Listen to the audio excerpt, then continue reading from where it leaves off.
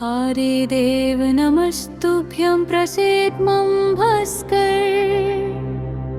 दिवाकर नमस्तुभ्यं प्रभाकर नमोऽस्तुते।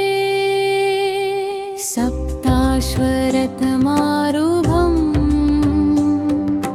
प्रचण्डं कश्यपात्मजं श्वेतपद्मधरं देवं तं सूर्यं प्रणमाम्यहम्। लोहितं रथमारूढं सर्वलोकपितामहं महापापहरं देवं तं सूर्यं प्रणमाम्यहम्। आदिदेव नमस्तुभ्यं प्रसीद मम भास्कर। धीरूपै नमस्तुभ्यं प्रभाकर नमोऽस्तुते। त्रैगणं च महाशूरं ब्रह्मा विष्णु महेश्वरं महापापहरं देवं तं सूर्यं प्रणमाम्यहम्। बृंहितं तेजसां पुञ्जं वायुमाकाशम् एव च प्रभुं च सर्वलोकानां तं सूर्यं प्रणमाम्यहम्। आदिदेव नमस्तुभ्यं प्रसीदं भास्कर। दिवाकर नमस्तुभ्यं प्रभाकर नमोऽस्तुते। बन्धूकपुष्पसङ्काशं हाराकुण्डलभूषितम्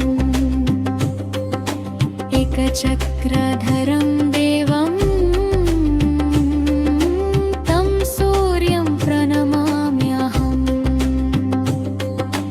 तं सूर्यं जगत्कर्तारं महातेजप्रदीपनं महापापहरं देवं तं सूर्यं प्रणमाम्यहम्।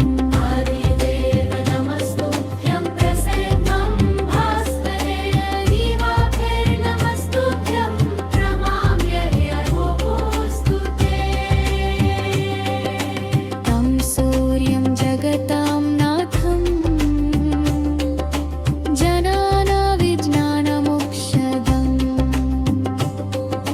महापापहरं देवं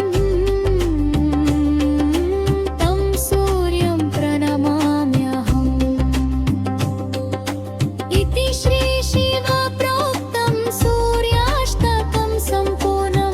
सूर्याष्टकं पठेन् नित्यं ग्रहपीडा प्रणाशनम्। अपुत्रो लभते पुत्रं दारिद्रो धनवान् भवेत्। अमीशं मधुपानं च यः करोति रवर्दिने सप्तजन्म भवेद् रोगी जन्म जन्म दरिद्रता। स्त्रीतैलमधुमांसानि ये त्यजन्ति रवर्दिने न व्याधि शोकदारिद्र्यं सूर्यलोकं च गच्छति। आदिदेव नमस्तुभ्यं प्रसीद मम भास्कर। दिवाकर नमस्तुभ्यं प्रभाकर नमोऽस्तुते। सप्ताश्वरथमारूढं प्रचण्डं कश्यपात्मजं श्वेतपद्मधरं देवं तं सूर्यं प्रणमाम्यहम्। लोहितं रथमारूढं सर्वलोकपितामहं महापापहरं देवं तं सूर्यं प्रणमाम्यहम्। आदिदेव नमस्तुभ्यं प्रसीद मम भास्कर। धीरूपै नमस्तुभ्यं प्रभाकर नमोऽस्तुते। त्रैगणं च महाशूरं ब्रह्मा विष्णु महेश्वरं महापापहरं देवं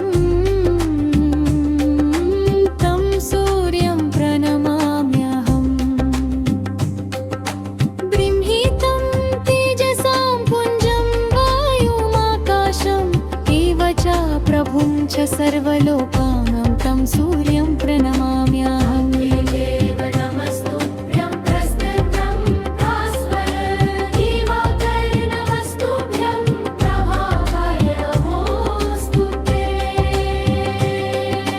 बन्धूकपुष्पसङ्काशम् हाराकुण्डलभूषितम् एकचक्रधरं देवं तं सूर्यं प्रणमाम्यहम्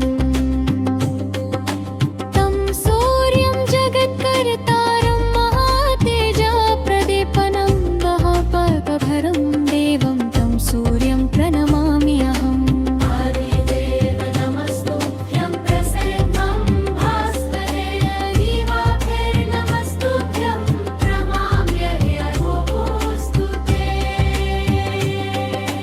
तं सूर्यं जगतां नाथं जनानाविज्ञानमोक्षदम् महापापहरं देवं तं सूर्यं प्रणमाम्यहम् इति श्री शिवप्रोक्तं सूर्याष्टकं सम्पूर्णं सूर्याष्टकं पठितं नित्यं ग्रहपीडा प्रणाशनम् अपुत्रो लभते पुत्रं दारिद्रो धनवान् भवेत् अमिषं मधुपानं च यः करोति रवर्दिने सप्तजन्म भवेद् रोगी जन्म जन्म दरिद्रता स्त्रीतैलमधुमांसानि ये त्यजन्ति रवर्दिने न व्याधि शोकदारिद्र्यं सूर्यलोकं च गच्छति आदिदेव नमस्तुभ्यं प्रसीद्मं भास्कर दिवाकर नमस्तुभ्यं प्रभाकर नमोऽस्तु ते सप्ताश्वरथमारूढं प्रचण्डं कश्यपात्मजम् श्वेतपद्मधरं देवं तं सूर्यं प्रणमाम्यहम् लोहितं रथमारूढं सर्वलोकपितामहं महापापहरं देवं तं सूर्यं प्रणमाम्यहम् आदिदेव नमस्तुभ्यं प्रसेनं भास्कर दिवाकर नमस्तुभ्यं प्रभाकर नमोऽस्तु ते त्रैगणं च महाशूरम् ब्रह्मा विष्णु महेश्वरम् महापापहरं देवं तं सूर्यं प्रणमाम्यहम् बृंहितं तेजसां पुञ्जं वायुमाकाशम् एव च प्रभुं च सर्वलोकानां तं सूर्यं प्रणमाम्यहम्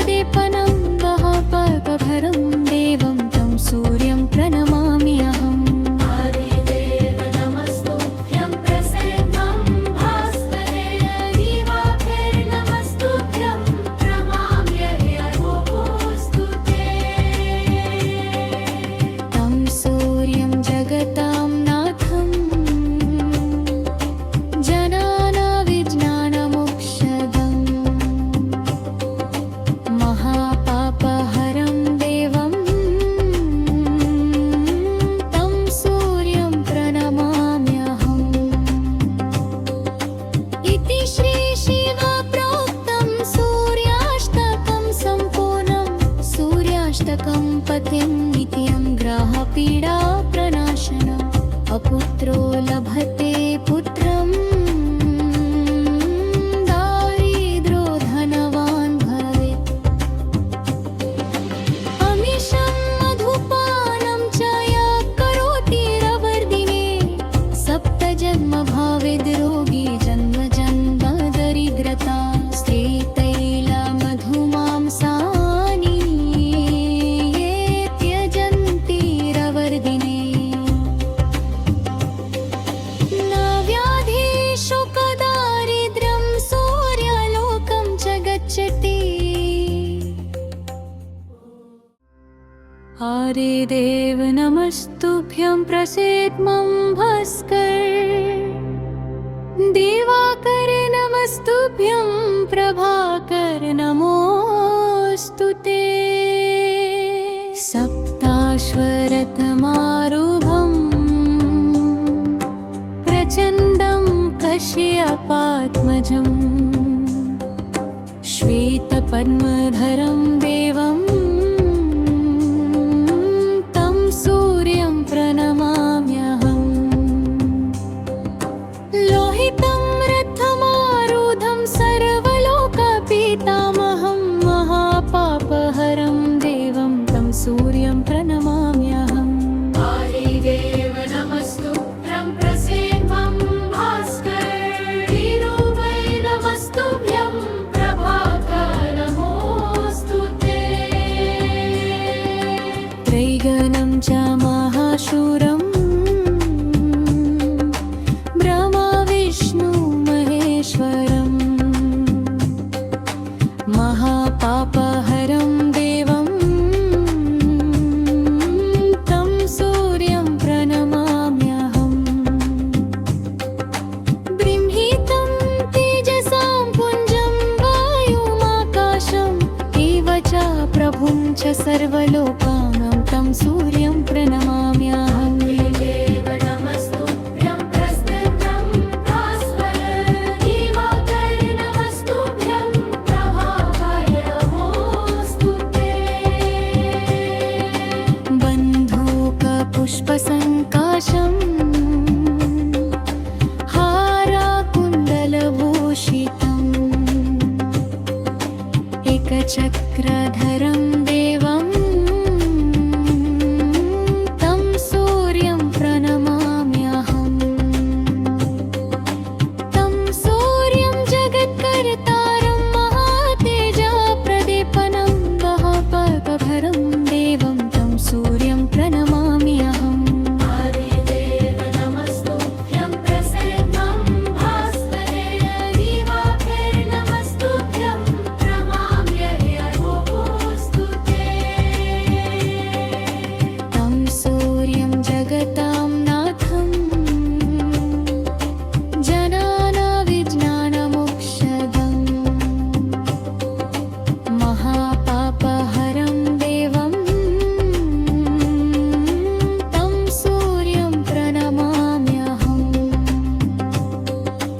इति श्री शिवप्रोक्तं सूर्याष्टकं सम्पूर्णं सूर्याष्टकं पठेन् नित्यं ग्राहपीडा प्रणाशन अपुत्रो लभते पुत्रं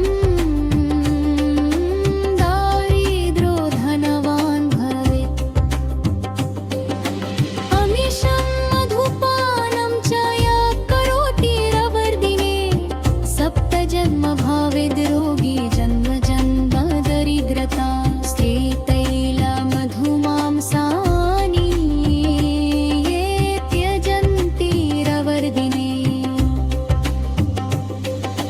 न व्याधि शोकदारिद्र्यं सूर्यालोकं च गच्छति हरे देव नमस्तुभ्यं प्रसीद मम भास्कर दिवाकर नमस्तुभ्यं प्रभाकर नमोऽस्तु ते सप्ताश्वरथमारूढं प्रचण्डं कश्यपात्मजं श्वेतपद्मधरं देवं तं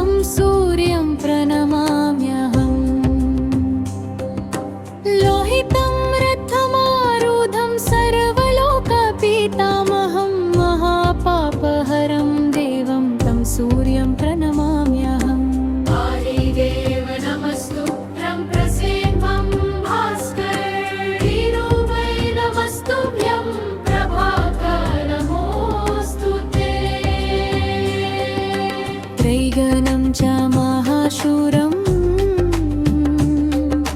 ब्रह्मा विष्णु महेश्वरम्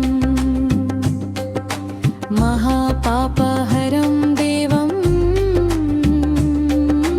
तं सूर्यं प्रणमाम्यहम्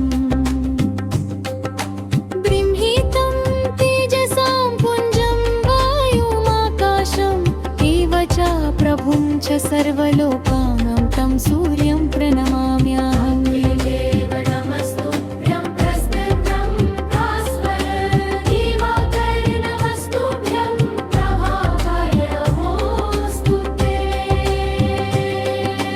बन्धूकपुष्पसङ्काशम् हाराकुण्डलभूषितम् एकचक्रधरं देवं तं सूर्यं प्रणमाम्यहम्